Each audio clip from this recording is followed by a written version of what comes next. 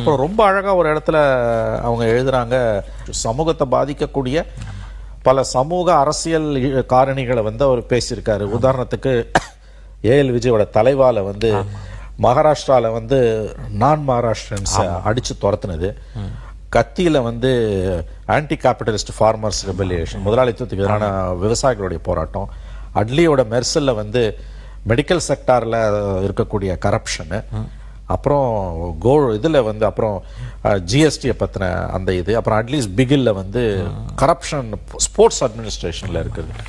So கால்குலேட்டடா இவ்வளவு விஷயங்கள் வந்து ரொம்ப ரொம்ப ஃபோக்கஸ்டா ஷார்ப்பா பண்ணி தான் அவர் வந்திருக்காரு. அந்த பயணத்திலேயே அவர் சினிமாவில் இருக்கிறப்பயே கட்டுரையாளர் சொல்றார், எதிரிகளே விஜயை வந்து ஒரு அரசியல் சக்தியாக மாத்தினாங்க. அவருக்கு கொடுத்த எதிர்வினையா இருக்கட்டும், த டைம் டு லீடுன்றப்ப ஜெயலலிதா அவர்கள் அதை எடுக்க சொன்னதாகட்டும், ஜோசப் விஜய் ஹெச் ராஜா அவர்கள் சொன்னது, அவர் அரசியலுக்குள்ள வரல, ஆனா அரசியல் எதிரிகள் அப்பவே அவரை பலப்படுத்திட்டாங்கன்ற இடத்துல.